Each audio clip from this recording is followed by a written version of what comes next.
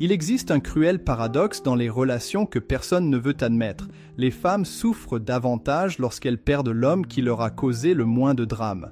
Pense-y, lorsqu'elle perd le mauvais garçon, le narcissique, celui qui lui faisait vivre des montagnes russes émotionnelles, elle peut rationaliser « il était toxique, il était compliqué, ça n'aurait jamais marché ».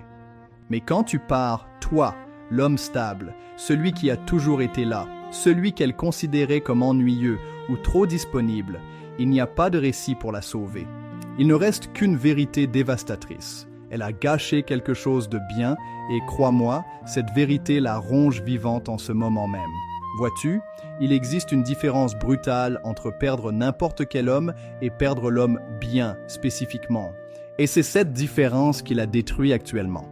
Lorsqu'une femme perd le mauvais garçon, le type mystérieux, celui qui jouait avec ses émotions, sais-tu ce qui se passe? Elle peut romantiser cette perte, elle peut raconter à ses amis le drame, l'intensité de tout cela, dire qu'ils n'étaient simplement pas faits pour être ensemble. Il y a là une narration, une histoire qu'elle peut se raconter. Elle peut même se sentir spéciale d'une manière tordue. Regarde comme j'ai aimé intensément, peut-elle dire. Regarde le genre de passion que je suis capable de ressentir. La douleur est là, oui, mais elle est enveloppée dans une histoire qui la rend supportable, presque poétique. Mais quand tu pars, toi, l'homme qui la respectait, qui était constant, qui construisait au lieu de détruire, il n'y a aucun moyen de romantiser cette perte, aucun drame à raconter. Il n'y a pas de montagne russe émotionnelle à se remémorer. Il ne reste qu'un fait brut et inconfortable qui la frappe chaque matin au réveil. Elle a laissé partir quelque chose de réel.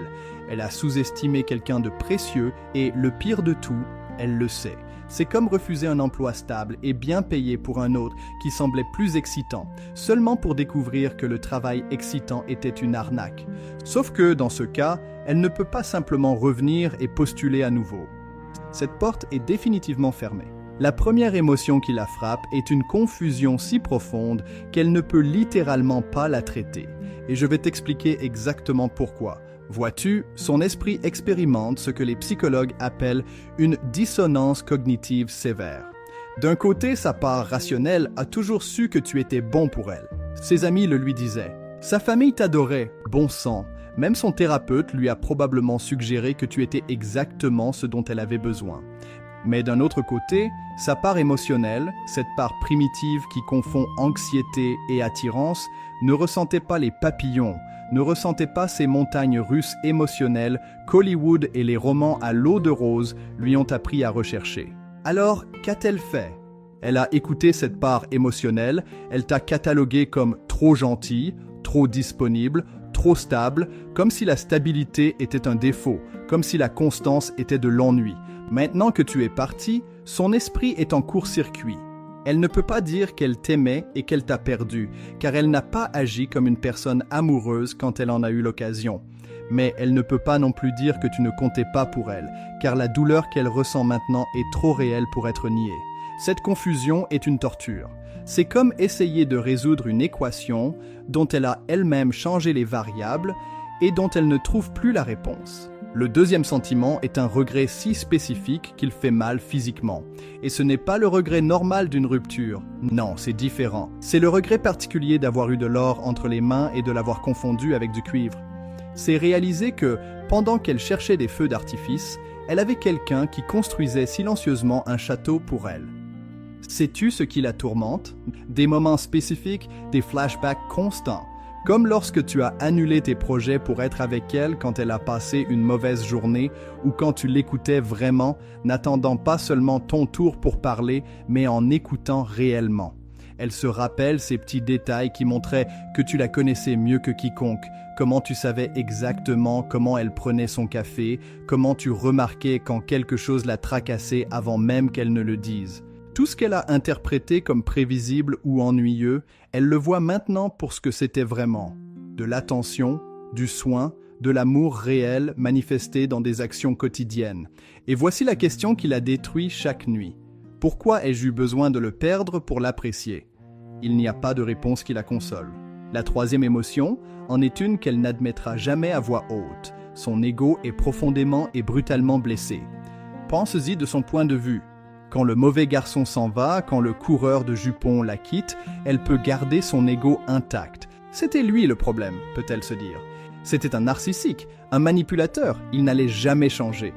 Mais quand tu pars, toi, l'homme qui était prêt à tout, celui qui gardait les portes ouvertes, celui qui n'avait besoin que d'un peu de réciprocité, quand cet homme décide qu'elle ne vaut pas la peine d'attendre, mon frère, c'est un coup nucléaire pour son image d'elle-même. C'est faire face à la possibilité que peut-être, juste peut-être, c'était elle le problème.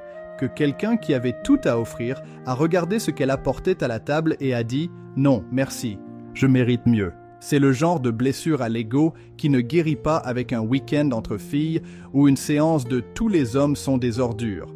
Car au fond, elle sait que tu n'étais pas une ordure, tu étais le gros lot et elle l'a laissé filer.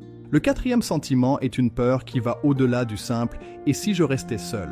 C'est une peur existentielle quant à sa propre capacité à reconnaître et à maintenir quelque chose de bon. Si elle a laissé partir l'homme bon, qu'est-ce que cela dit sur elle?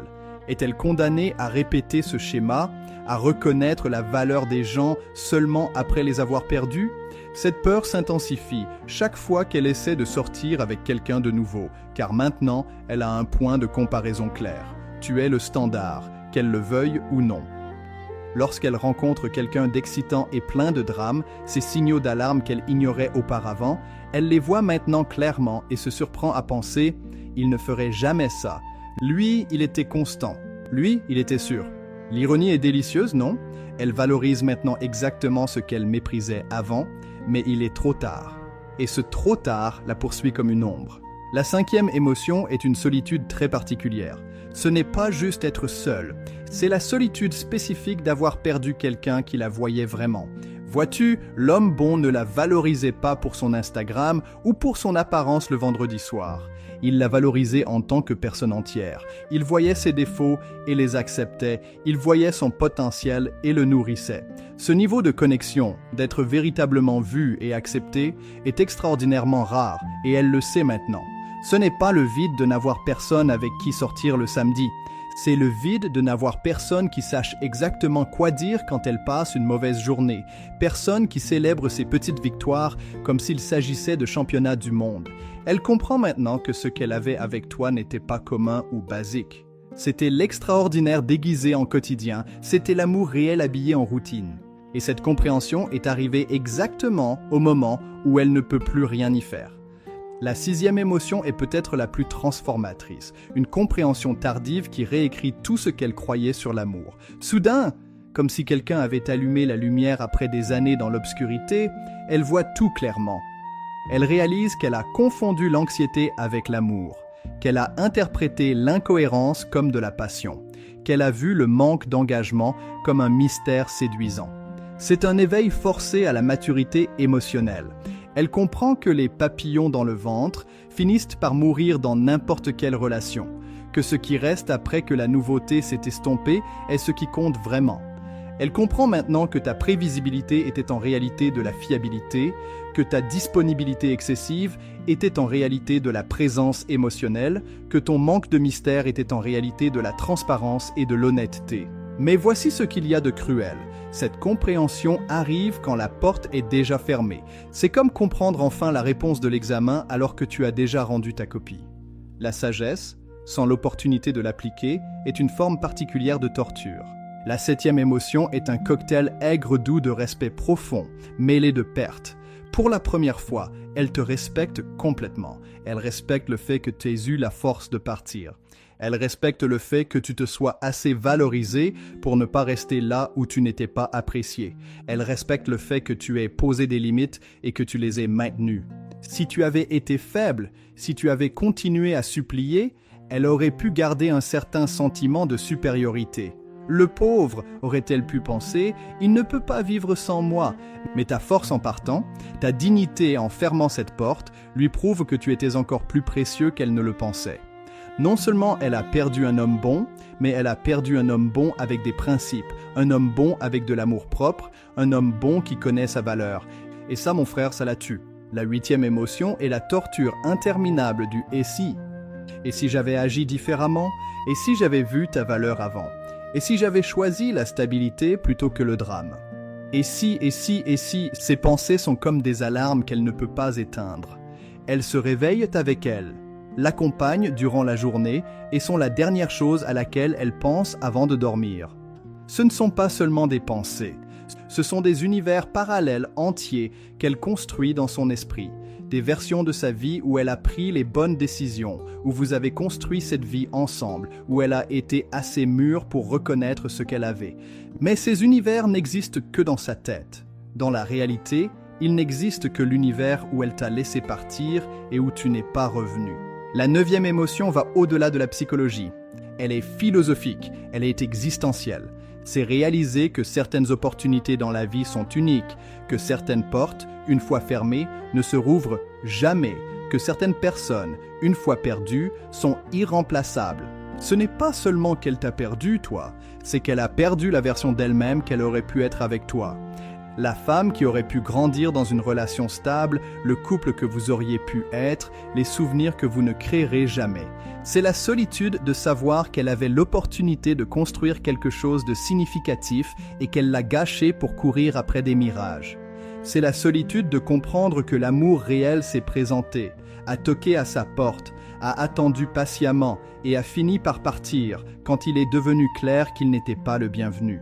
La 10e et dernière émotion est la plus transformatrice. L'acceptation douloureuse qu'elle a été sa propre ennemie. Elle ne peut pas te blâmer, elle ne peut pas blâmer les circonstances. Elle ne peut pas créer un récit où elle est la victime. Elle doit accepter avec une honnêteté brutale qu'elle avait quelque chose de bien et qu'elle l'a ruiné.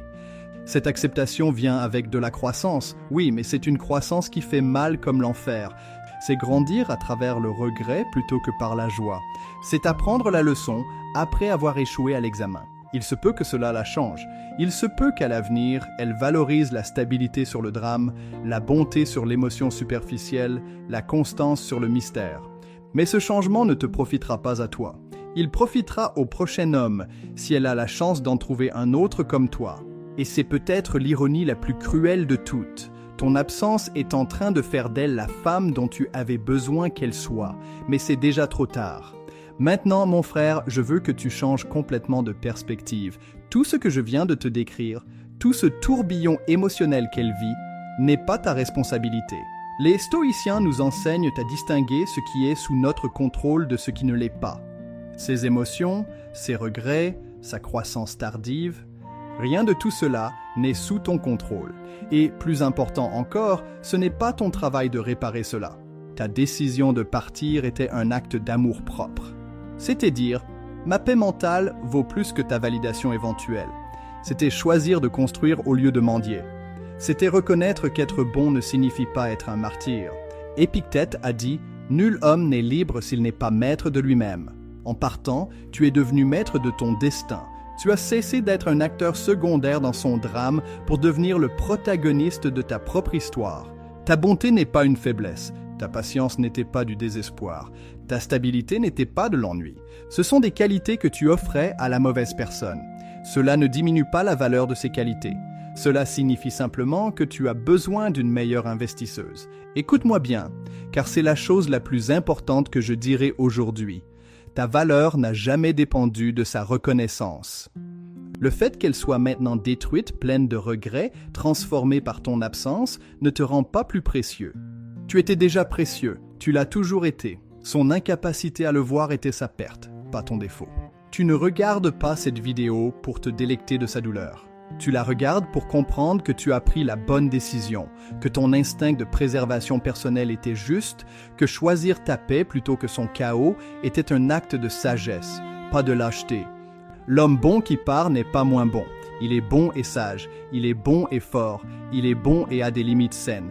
Et ce genre d'homme, mon frère, ce genre d'homme finit par trouver quelqu'un qui reconnaît sa valeur dès le premier jour, quelqu'un qui n'a pas besoin de te perdre pour t'apprécier, quelqu'un qui choisit de construire avec toi au lieu de douter de toi. Ton histoire n'est pas celle de l'homme bon qui a été abandonné, c'est celle de l'homme bon qui a eu la force de partir. Et ça, c'est une histoire de puissance.